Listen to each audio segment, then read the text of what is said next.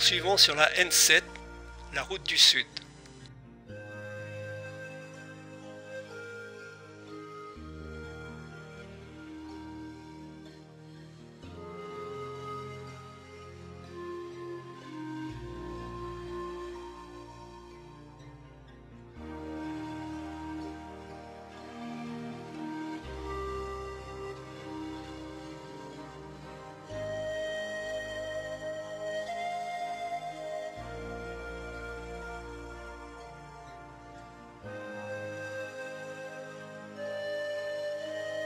À Ivatu, nous la quittons pour 26 km de piste jusqu'à Antoetra, berceau du pays Zafi Maniri.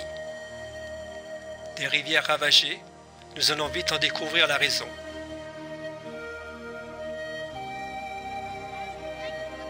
Des orpailleurs au travail. Pour gagner rapidement quelques ariaris ou pour faire fortune, il faut bien rêver, plutôt ce travail de forçat que d'attendre la prochaine récolte de riz.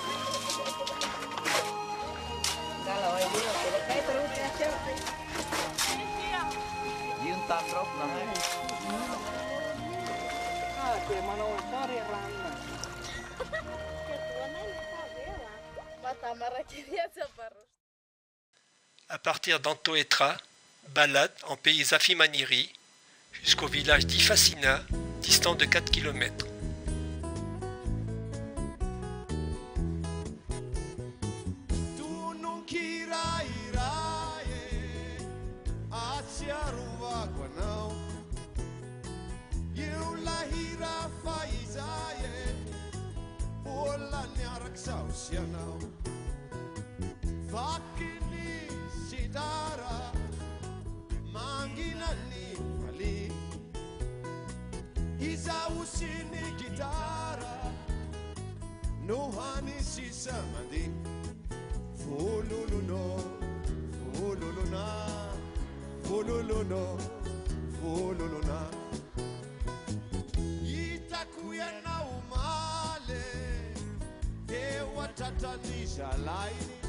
Le chemin d'accès, le seul, n'est pas vraiment difficile, mais ça grimpe tout de même un peu.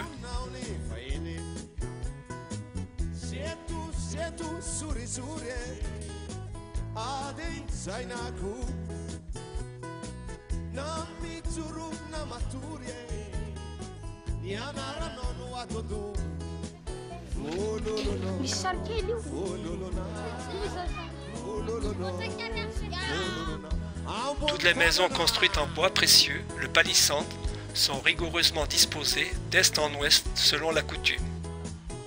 Les volets et les pignons sont finement sculptés de ces motifs typiques des Zafi Maniri.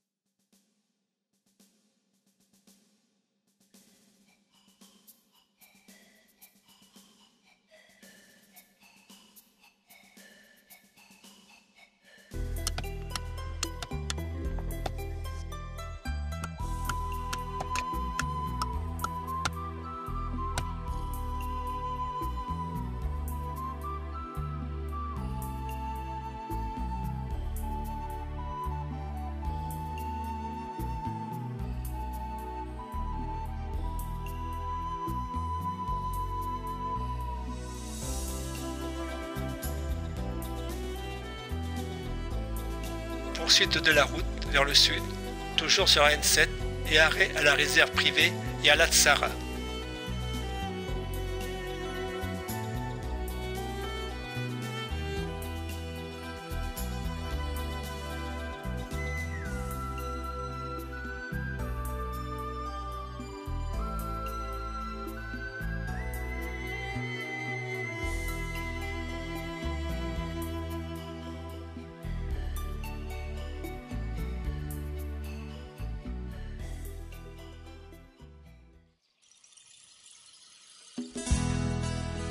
Visite diurne et nocturne au cœur d'une forêt naturelle secondaire à la découverte de quelques lémuriens. Le Propithèque Diadema edwardsi, le deuxième plus grand après l'Intri.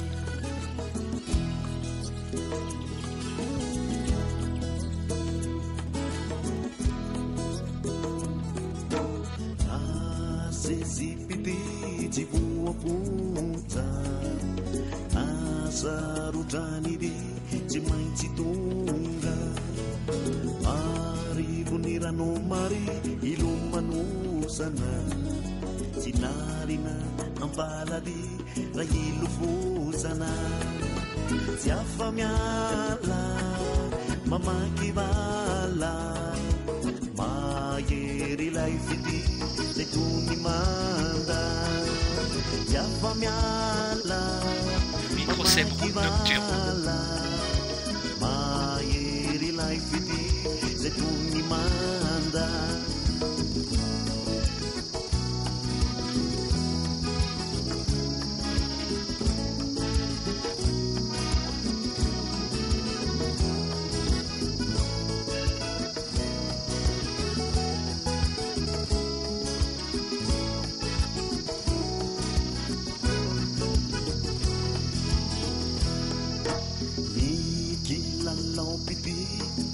Razzi satri nitodipity de mavati sy chiarono tavarady de miray ao ambony nasarotranidy de motrotro.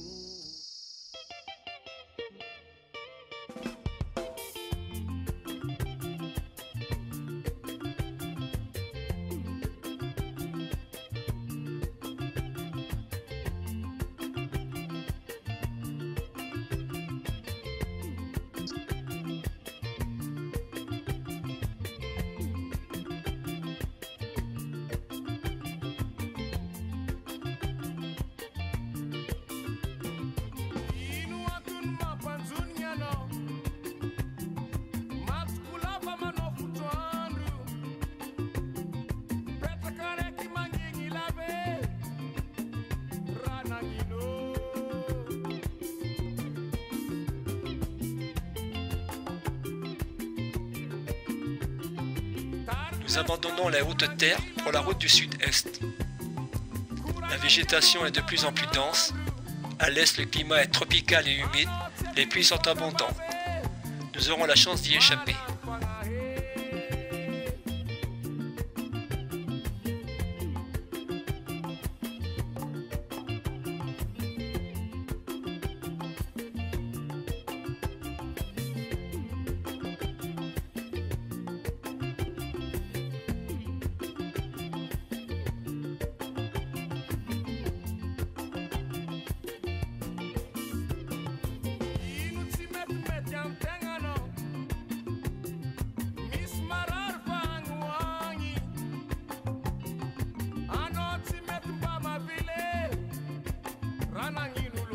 De nombreux litchis, la saison de la récolte commence. 200 ariary le kilo sur les marchés locaux, soit moins de 10 centimes d'euros. 9 € le kilo 15 jours plus tard dans une grande surface à Niort, sans commentaire.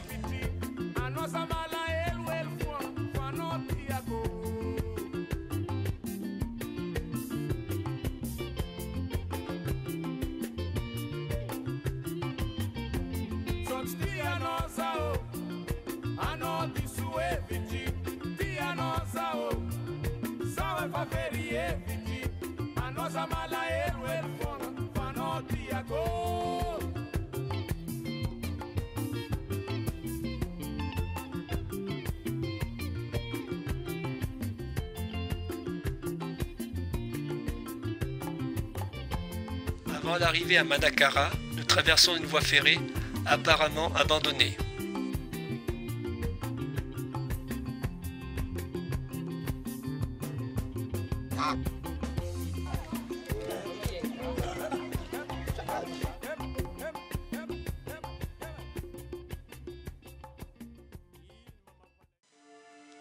La ville côtière de Manakara, face à l'océan Indien, au cœur du pays Antemuru, est quelque peu alanguie.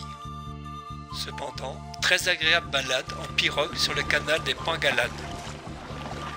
Au programme, visite des villages de pêcheurs, coincés entre mer et lagune, achat de poissons pour un pique-nique au bord de mer et découverte de la vie qui s'écoule au fil de l'eau. Le canal s'étire le long de la côte sur 700 km. Ce sont les Français qui en ont entrepris son creusement à la fin des années 40 pour en faire une voie de navigation nord-sud, plus sûre que l'océan Indien, très agité et dangereux.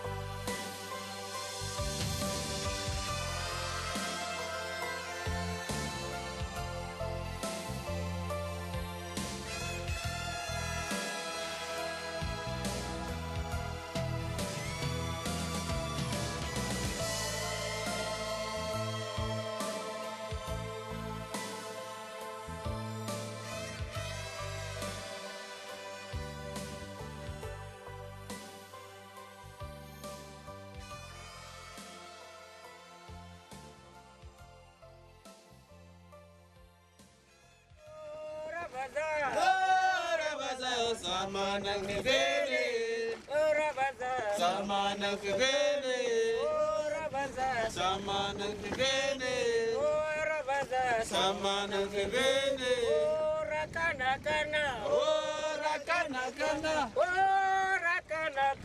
samanang nivele.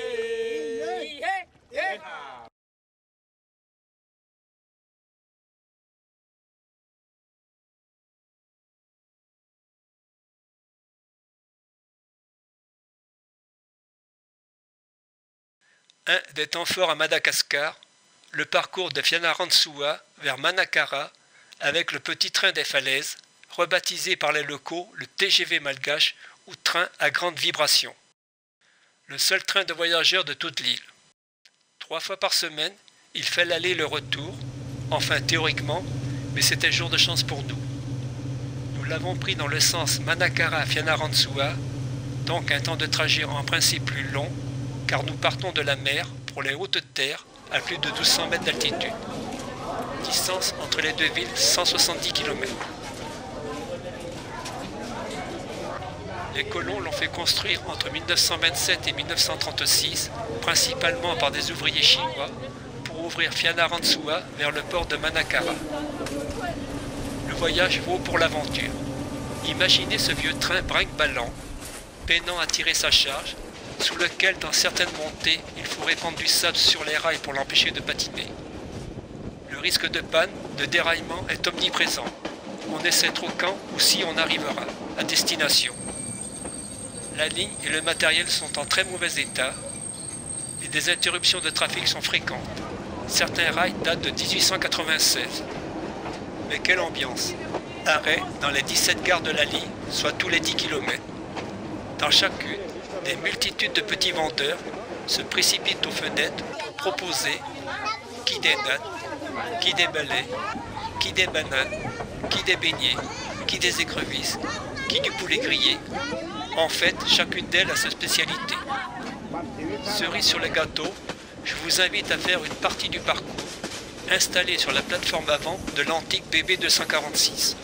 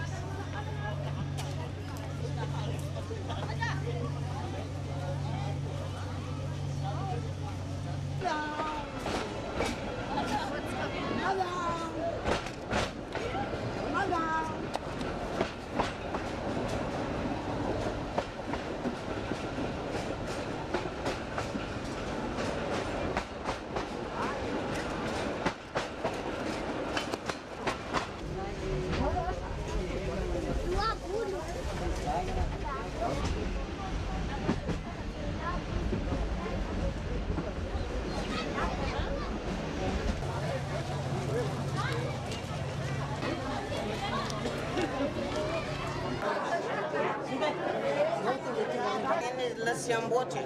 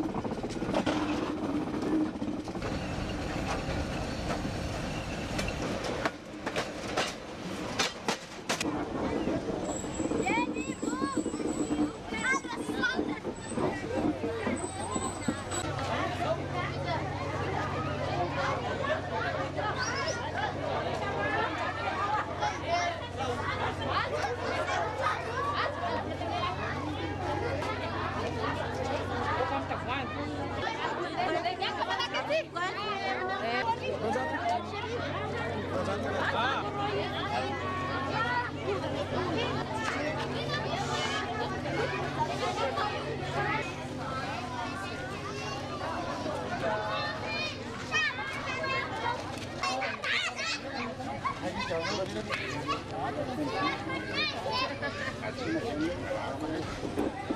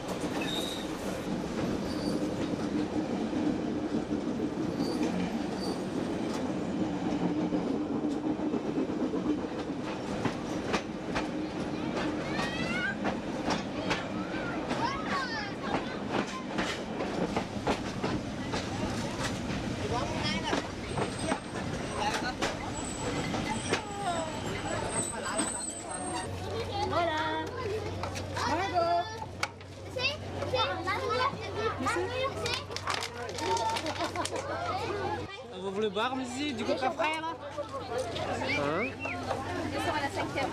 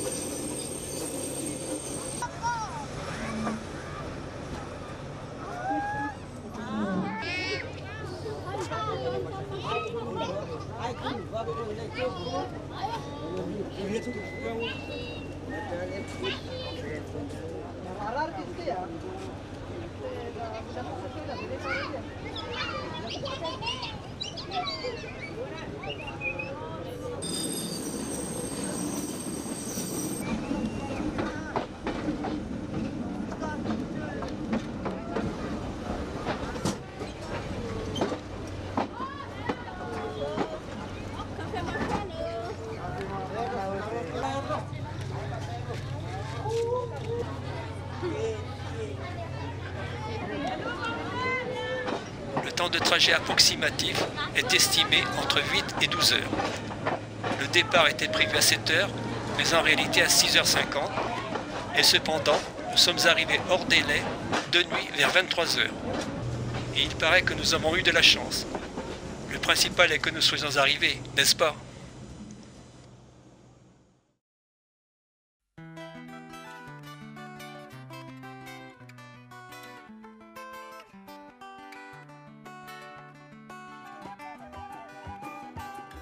À 415 km d'Antananarivo, Fianarantsoa est la capitale de l'ethnie Betsileo. Au cœur d'un terroir très productif, dont le vin et le thé font la renommée.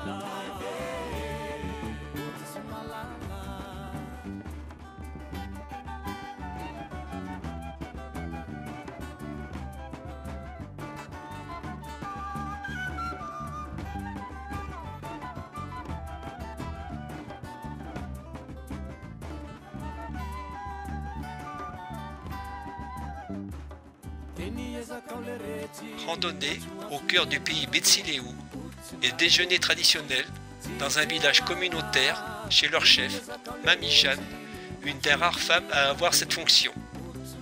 Le chef décide de tout, prend toutes les décisions, date des semis, des récoltes et répartition des gains en fonction du travail fourni par chacun.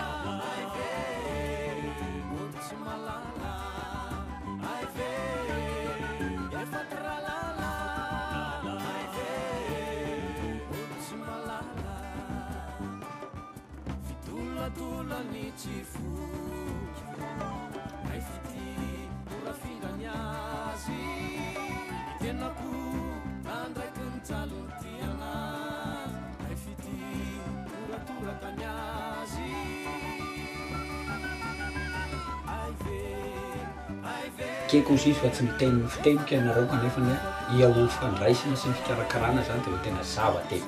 Tragno aby igny andalovana igny nefa dia tananao ho ato ny idirana fa dia mba fa eko tondro-pô idirana ny hoe aty aminay menakavy fa dia faly misaotra anazy mivady koa zahay.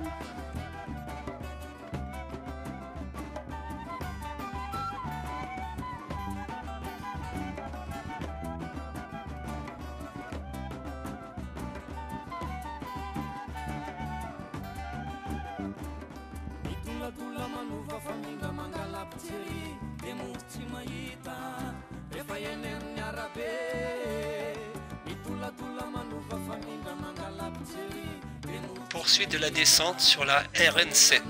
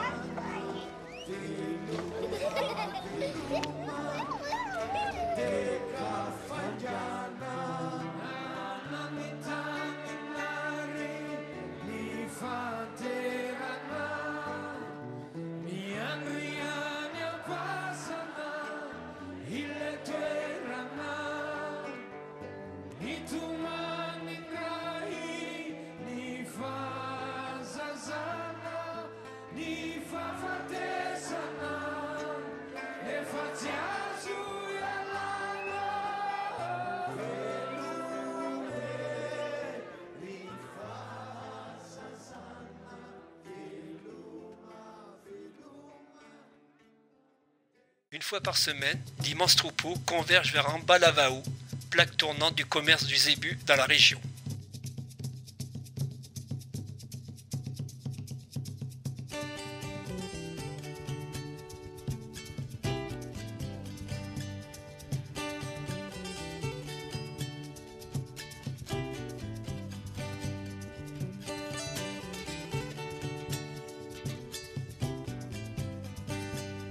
Tous les mercredis et jeudis matin, sur une petite colline au sud de la ville, d'intenses palabres et transactions s'engagent entre vendeurs et acheteurs.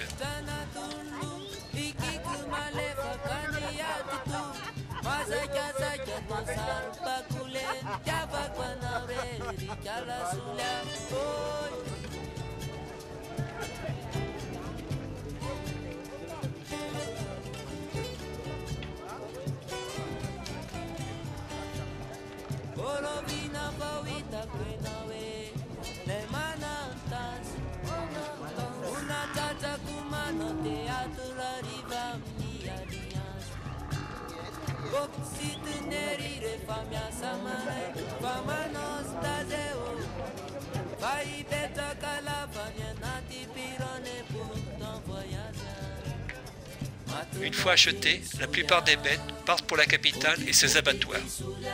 Transportées dans des camions, attachées, tête bêche, par les cornes et la queue, je ne les envie pas.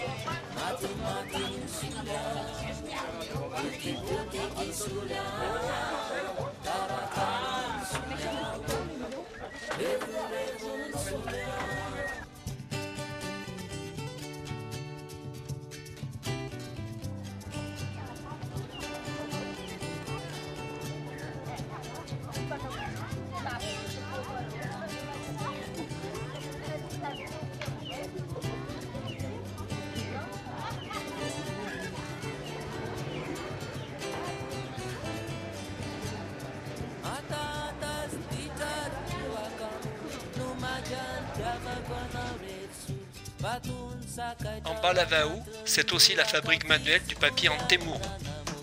La matière première utilisée est l'écorce de l'avoua, arbuste qui pousse sur l'île. La première étape consiste à faire cuire les fibres de l'écorce. La deuxième à l'écrasement des fibres à l'aide d'un maillet dans le but d'obtenir une pâte. La troisième étape est à mélanger cette pâte avec de l'eau pour la rendre plus liquide. La quatrième à étaler le tout sur une toile de coton tendue par un cadre en bois. L'étape suivante est la décoration ou non avec des pétales et des tiges de fleurs avant séchage.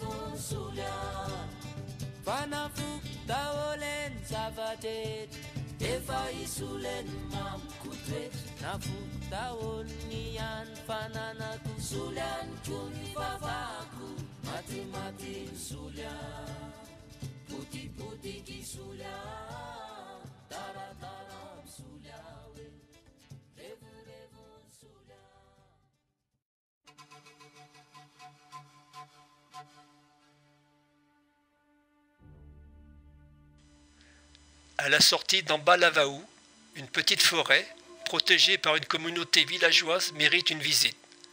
Une importante colonie de Lémuriens maquis la peuple.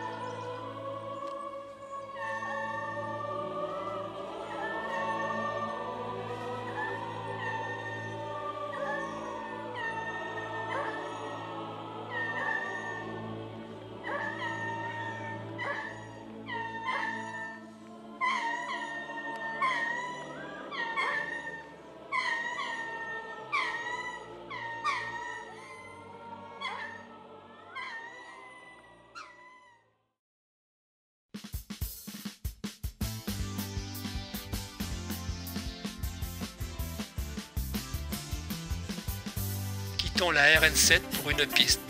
Direction le massif de Landrin-Jitra en 4x4.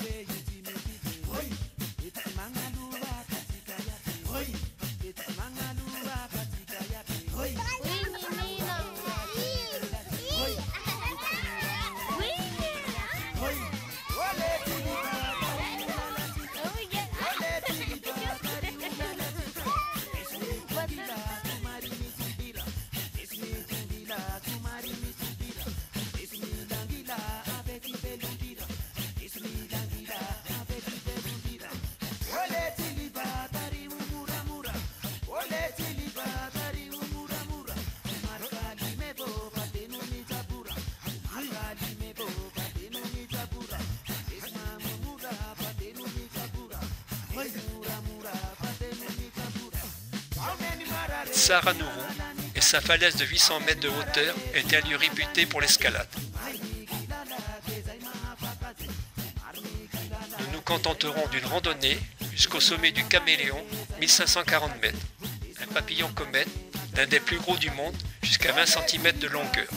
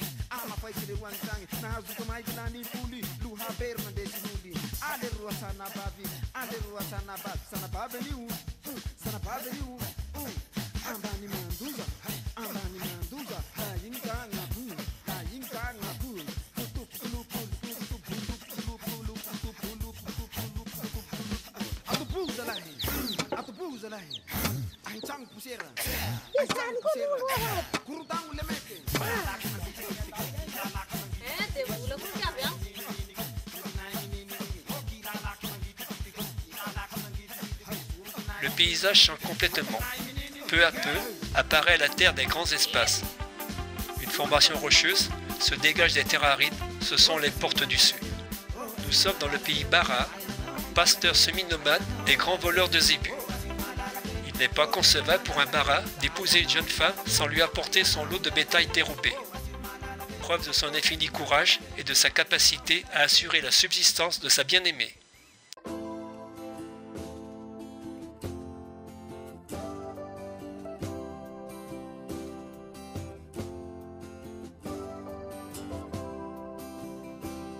Randonnée dans le parc national de l'Isalou, baptisé par les Malgaches le Colorado malgache. Le relief est uniforme.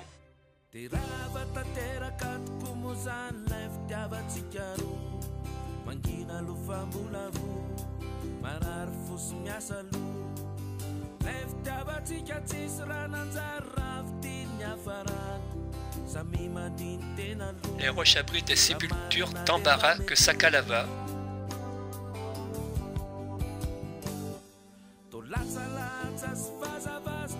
Un spasme ou insecte brindille.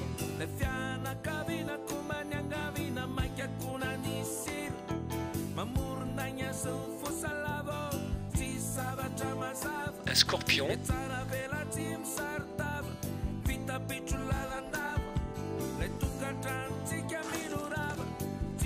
Des pachipodiums ou pieds d'éléphant endémiques à Madagascar.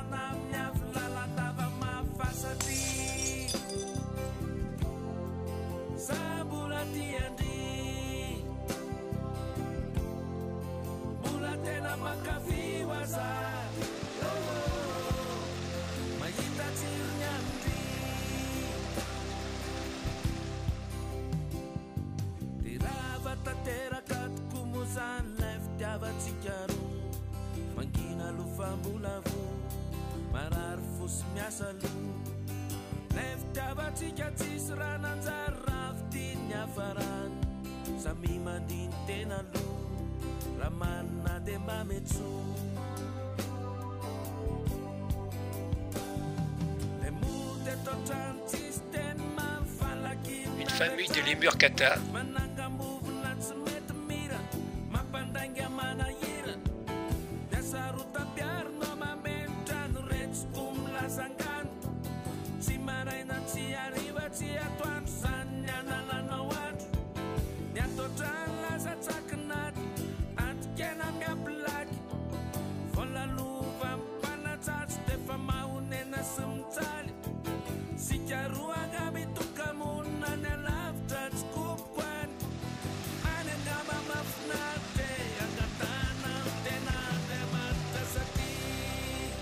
groupe de lémures Fulvus rufus.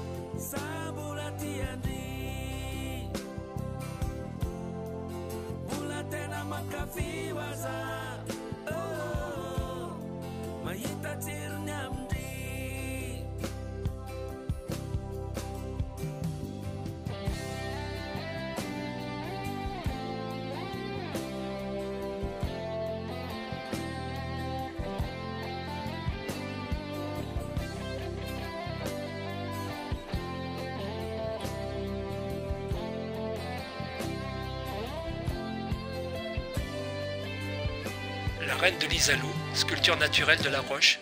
La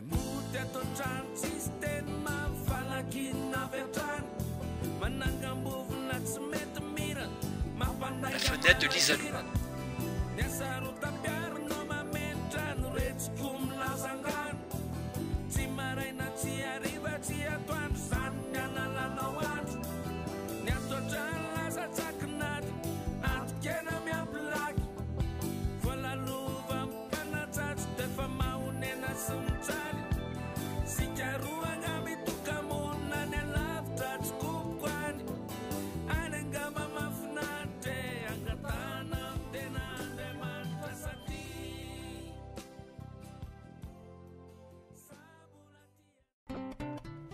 La route du Sud nous mène à Ilakaka. Ce village est devenu une véritable ville champignon de ce Far West, du fait de la découverte d'importants filons de saphir qui ont provoqué l'afflux de prospecteurs venus de toutes les régions de Madagascar et aussi du monde entier. La majorité des ouvriers mineurs sont salariés d'un concessionnaire, à qui ils livrent chaque soir le produit de leur recherche de la journée, moyennant un revenu journalier d'environ 5000 ariari, soit moins de 2 €.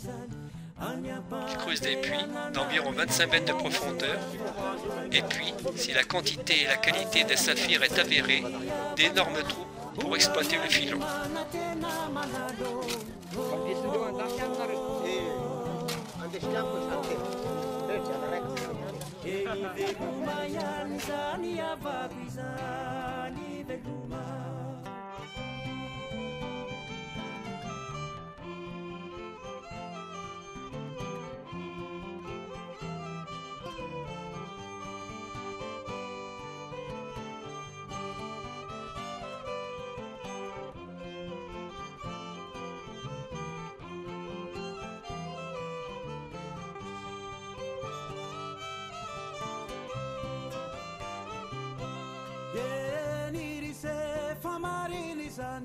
Mandalo anyatianakany anao afarako kely hitondray makalioka anaovako vary maino toanaino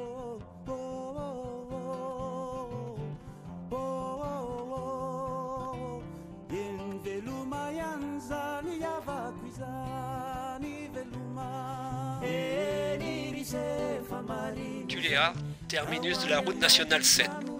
Nous sommes à nouveau au bord du canal du Mozambique, sur la côte ouest la plus sèche et la plus ensoleillée de Madagascar.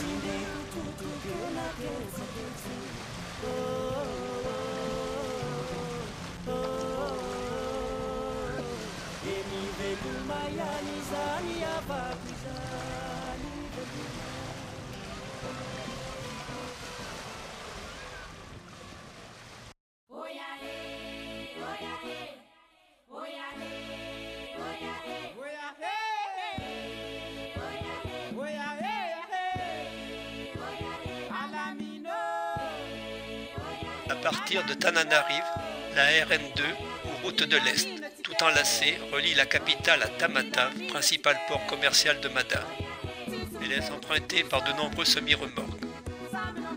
La côte Est recevant les plus grandes précipitations de l'île, la végétation y est superbe. Aux environs de Mandraka, la réserve Madagascar exotique permet d'observer, dans des conditions optimales, un grand nombre de caméléons. Une vingtaine d'espèces de toutes les couleurs sur la cinquantaine que compte l'île.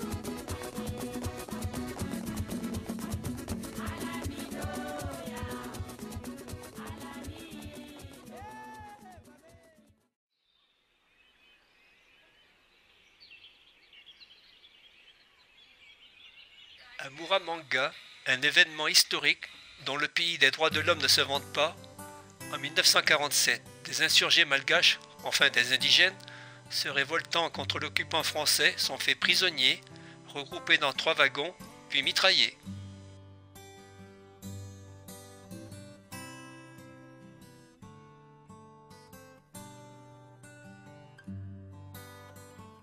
Un des fléaux malgaches, la culture sur brûlis, qui épuise la terre puis érode le sol.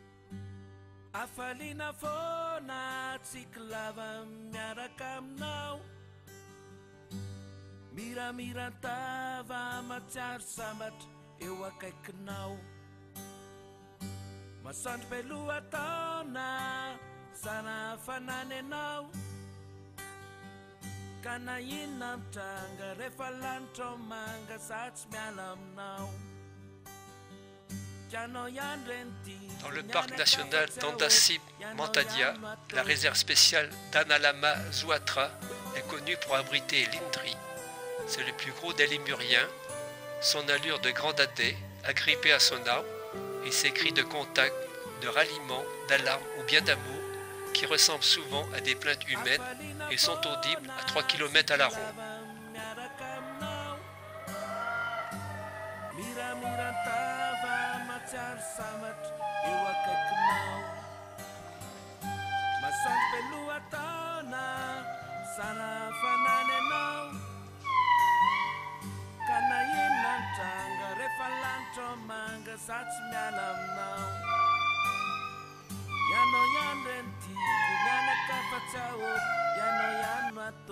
Mais aussi les propithèques à diadème.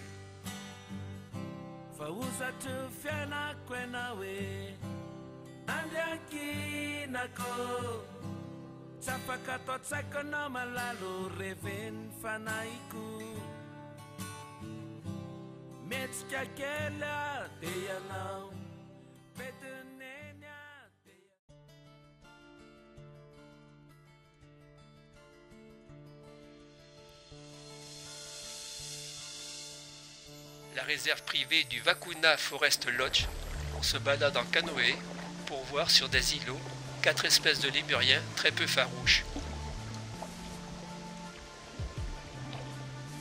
Le lémur brun,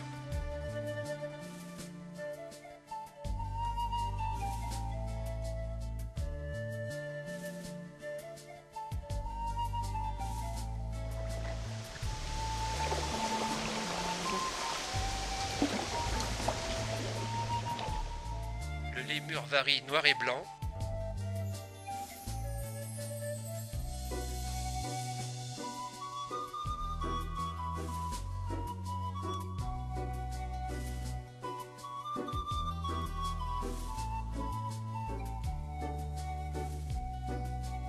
le lémur kata,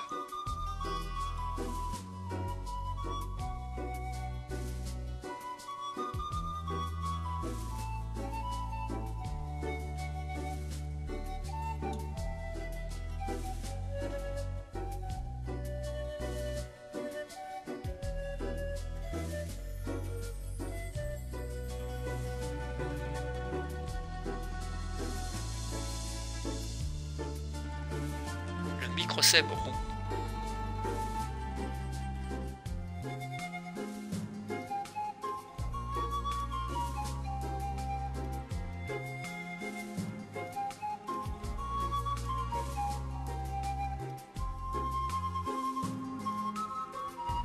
Et des crocodiles.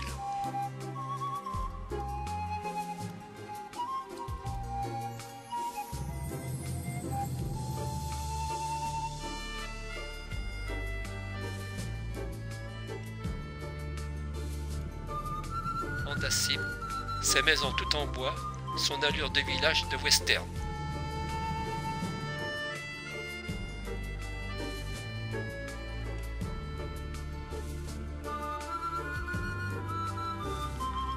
Souriante, accueillante, curieuse et pourtant si malheureuse dans son existence quotidienne, la population malgache pourrait donner des leçons de vie à bien des moralistes. En conclusion, vous avez 3 bonnes raisons pour visiter Madagascar. Première raison, malgré les dégâts infligés, déforestation, mais ont-ils le choix? Mada reste une très belle île. Deuxième raison, vous serez subjugué par la chaleur humaine de ce peuple. Troisième raison, en y laissant quelques devises, vous contribuerez à améliorer leur niveau de vie.